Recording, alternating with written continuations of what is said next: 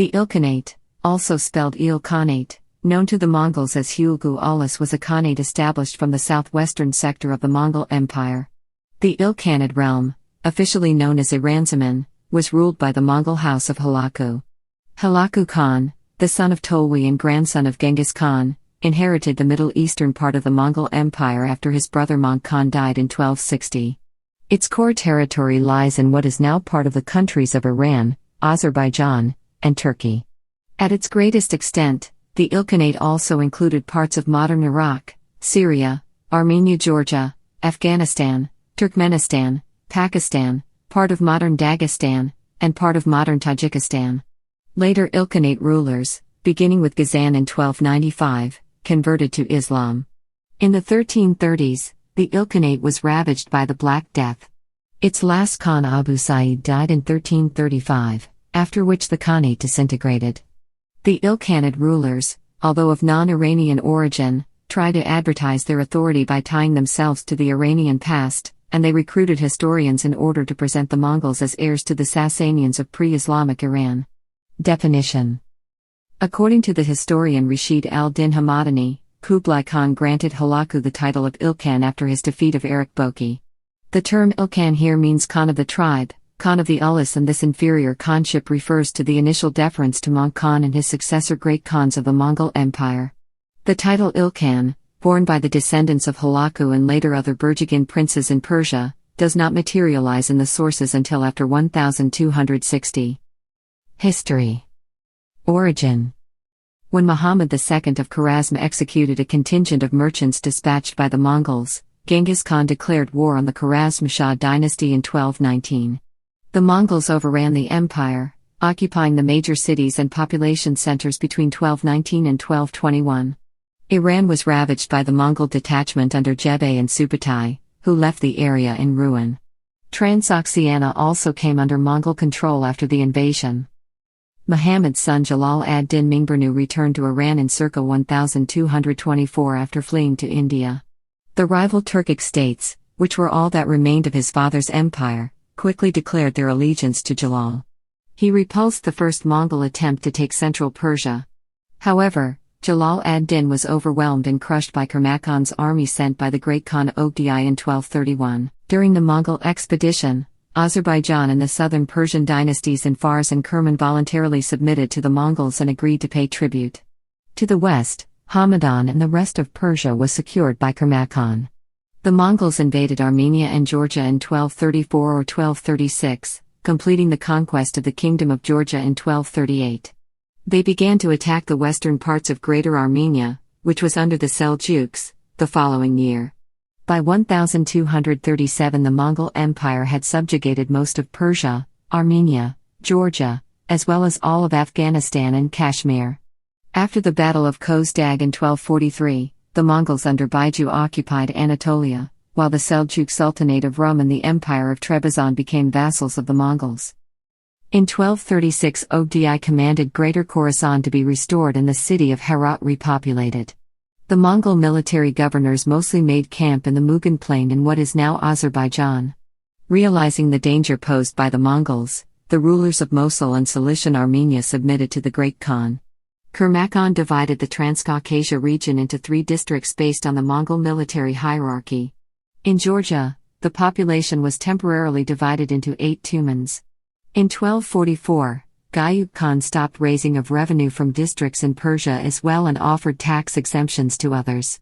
In accordance with a complaint by the governor Arghun the Elder, Möngke Khan prohibited Ortog merchants and nobles from abusing relay stations and civilians in 1251. He ordered a new census and decreed that each man in the Mongol-ruled Middle East must pay in proportion to his property. Persia was divided between 4 districts under Arghun. Möngke Khan granted the Kartids authority over Herat, Jam, Pushang, Gor, Khezr, Firuzkoh, Gargistan, Farah, Sistan, Kabul, Tyra, and Afghanistan. Hulagu Khan. Hulagu Khan, third son of Tolui, grandson of Genghis Khan, and brother of both Möngke Khan and Kublai Khan, was the first Khan of the Ilkhanate. Immediately after his brother Möngke's succession as Great Khan in 1251, Hulagu was appointed as administrator of North China. However, in the following year, North China was assigned to Kublai and Hulagu tasked with conquering the Abbasid Caliphate. He was given a fifth of the entire Mongol army for the campaign, and he took his sons Abaka and Yoshmut along with him. Hulagu also took with him many Chinese scholars and astronomers, from whom the famous Persian astronomer Nasir al-Din al-Tusi learned about the mode of the Chinese calculating tables. An observatory was built on a hill of Maragay. Taking over from Baiju in 1255, Hulagu established Mongol rule from Transoxiana to Syria. He destroyed the Nizari Ismaili state and the Abbasid Caliphate in 1256 and 1258 respectively. In 1258, Hulagu proclaimed himself Ilkhan. After that he advanced as far as Gaza, briefly conquering Ayyubid Syria and Aleppo in 1260. Möngke's death forced Hulagu to return to Mongolia to attend the Kurultai for the next great Khan. He left a small force of around 10,000 behind in Palestine that was defeated at the Battle of Ain Jalut by the Mamluks of Egypt. Due to the suspicious deaths of 3 Jochid princes in Hulagu's service, Berke of the Golden Horde declared war on Hulagu in 1262. According to Mamluk historians, Hulagu might have massacred Berke's troops and refused to share his war booty with Berke. Berke sought a joint attack with Baibars and forged an alliance with the Mamluks against Hulagu. The Golden Horde dispatched the young Prince Nagai to invade the Ilkhanate, but Hulagu forced him back in 1262. The Ilkhanid army then crossed the Tarik River, capturing an empty Jochid encampment, only to be routed in a surprise attack by Nagai's forces. Many of them were drowned as the ice broke on the frozen Tarik River. In 1262, Hulagu gave Greater Khorasan and Mazandaran to Abaka and northern Azerbaijan to Yoshmut. Hulagu himself spent his time living as a nomad in southern Azerbaijan and Armenia. During his early rule, the Ilkhanate experienced mass revolts by its subjects, with the exception of the Seleucids and Artukids in Anatolia and Mardin. It was not until Shams al-Din Juvayni was appointed as vizier after 1262 that things started calming down and a more sustainable administration was implemented. Hulagu fell ill in February 1265 after several days of banquets and hunting. He died on 8 February and his son Abaka succeeded him in the summer. Middle period. Upon Abaka's accession, he immediately faced an invasion by Berke of the Golden Horde, which ended with Berke's death in Tiflis. In 1270, Abaka defeated an invasion by Ghiyas-ud-Din Barak of the Chagatai Khanate. Abaka's brother Tekuder sacked Bukhara in retaliation. In 1277, the Mamluks invaded Anatolia and defeated the Mongols at the Battle of Elbistan. Stung by the defeat, Abaka executed the local regent Muin ad-Din Pervane and replaced him with the Mongol prince Konkurtai. In 1281, Abaka sent Möngke Temür against the Mamluks, but he too was defeated at Homs. Abaka's death in 1282 triggered a succession struggle between his son Arghun, supported by the Kharanas, and his brother Tekuder, supported by the Chinggisid aristocracy. Tekuder was elected Khan by the Chinggisids. Tekuder was the first Muslim ruler of the Ilkhanate, but he made no active attempt to proselytize or convert his realm. However, he did try to replace Mongol political traditions with Islamic ones, resulting in a loss of support from the army. Arghun used his religion against him by appealing to non-Muslims for support. When Tekuder realized this, he executed several of Arghun's supporters, and captured Arghun. Tekuder's foster son, Baak, freed Arghun and overthrew Tekuder. Arghun was confirmed as Ilkhan by Kublai Khan in February 1286. During Arghun's reign, he actively sought to combat Muslim influence, and fought against both the Mamluks and the Muslim Mongol emir Nuruz in Khorasan. To fund his campaigns, Arghun allowed his viziers Buka and Sad-ud-Dawla to centralize expenditures, but this was highly unpopular and caused his former supporters to turn against him. Both viziers were killed and Arghun was murdered in 1291. Religious shift. The Ilkhanate started crumbling under the reign of Arghun's brother, Gekkatu. The majority of Mongols converted to Islam while the Mongol court remained Buddhist. Gekkatu had to buy the support of his followers and as a result, ruined the realm's finances. His vizier Sadruddin Zanjani tried to bolster the state finances by adopting paper money from the Yuan dynasty, which ended horribly. Gekkatu also alienated the Mongol old guard with his alleged sexual relations with a boy. Gekkatu was overthrown in 1295 and replaced with his cousin Baidu. Baidu reigned for less than a year before he was overthrown by Gekkatu's son, Ghazan. Hulagu's descendants ruled Persia for the next 80 years, tolerating multiple religions, including shamanism, Buddhism, and Christianity, and ultimately adopting Islam as a state religion in 1295.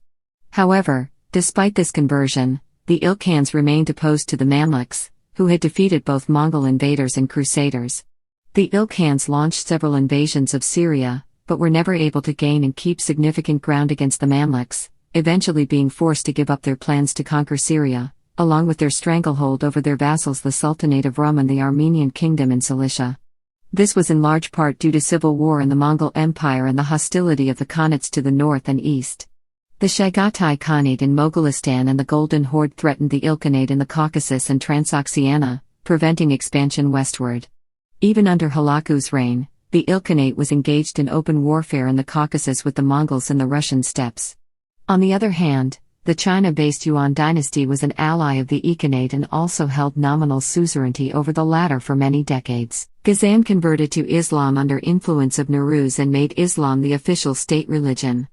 Christian and Jewish subjects lost their equal status and had to pay the jizya protection tax.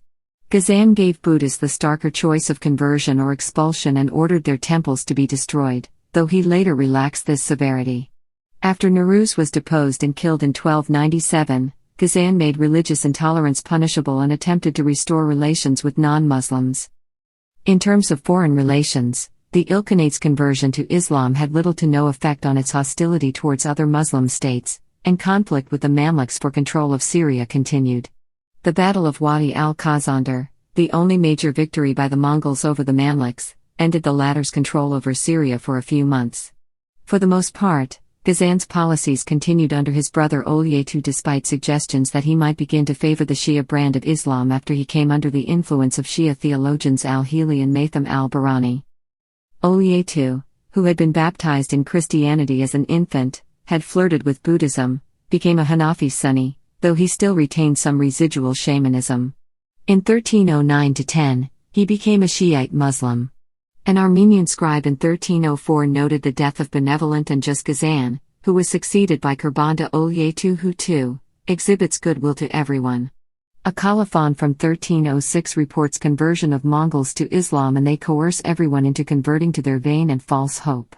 They persecute, they molest, and torment, including insulting the cross and the church. Some of the Buddhists who survived Ghazan's assaults made an unsuccessful attempt to bring Olyetu back into Dharma, showing they were active in the realm for more than 50 years. The conversion of Mongols was initially a fairly superficial affair. The process of establishment of Islam did not happen suddenly. Olyetu's historian Gashani records that Kulf Shah, after losing patience with a dispute between Hanafis and Shafis, expressed his view that Islam should be abandoned and Mongols should return to the ways of Genghis Khan. Gashani also stated that Olyetu had in fact reverted for a brief period. As Muslims, Mongols showed a marked preference for Sufism with masters like Safi ad-Din Ardabili often treated with respect and favor. Disintegration. Olyetu's son, the last Ilkhan Abu Sa'id Bahadur Khan, was enthroned in 1316. He was faced with rebellion in 1318 by the Chagatayids and Khuranas in Khorasan, and an invasion by the Golden Horde at the same time. An Anatolian emir, Iranzamin, also rebelled. Iranzamin was crushed by Chupan of the Taichio in the Battle of Zanjan Rud on July 13, 1319. Under the influence of Chupan, the Ilkhanate made peace with the Chagatais, who helped them crush the Chagatayid revolt, and the Mamluks. In 1327, Abu Sa'id replaced Chupan with Big Hassan. Hassan was accused of attempting to assassinate the Khan and exiled to Anatolia in 1332. The non-Mongol emirs Sharafuddin Mahmud Shah and Ghiyasuddin Muhammad were given unprecedented military authority, which irked the Mongol emirs. In the 1330s, outbreaks of the Black Death ravaged the Ilkhanate and both Abu Sa'id and his sons were killed by 1335 by the plague. Ghiyasuddin put a descendant of Erik Boki, Arpacoin, on the throne, triggering a succession of short-lived Khans until Little Hassan took Azerbaijan in 1338. In 1357, Jani Beg of the Golden Horde conquered Chupan and held Tabriz for a year, putting an end to the Ilkhanate remnant. Franco-Mongol alliance. The courts of Western Europe made many attempts to form an alliance with the Mongols, primarily with the Ilkhanate, in the 13th and 14th centuries, starting from around the time of the Seventh Crusade. United in their opposition to the Muslims, the Ilkhanate and the Europeans were nevertheless unable to satisfactorily combine their forces against their common enemy. Government. In contrast to the China-based Yuan dynasty, who excluded the native population from gaining control of high offices, the Ilkhanate ruled their realm through a Central Asian Persian administration in partnership with Turco-Mongol military officers. Not all of the Persian administrators were Muslims or members of the traditional families that had served the Seleuks and Khwarezmians. For example, the Ilkhanate vizier from 1288 to 1291 was Said al-Dawla, a Jew, while the prominent vizier and historian Rashid al-Din Hamadani was a Jewish convert to Islam. The Ilkhanate Mongols remained nomadic in their way of life until the end of the dynasty. Their nomadic routes covered central Iraq, northwest Iran, Azerbaijan, and Armenia. The Mongols administered Iraq, the Caucasus, and western and southern Iran directly with the exception of Georgia, the Artukid Sultan of Mardin, and Kufa and Loristan. The Kharanas Mongols ruled Khorasan as an autonomous realm and did not pay taxes. Herat's local Kart dynasty also remained autonomous. Anatolia was the richest province of the Ilkhanate, supplying a quarter of its revenue, while Iraq and Diyarbakir together supplied about 35% of its revenue. In 1330, the annexation of Abkhazia resulted in the reunification of the Kingdom of Georgia.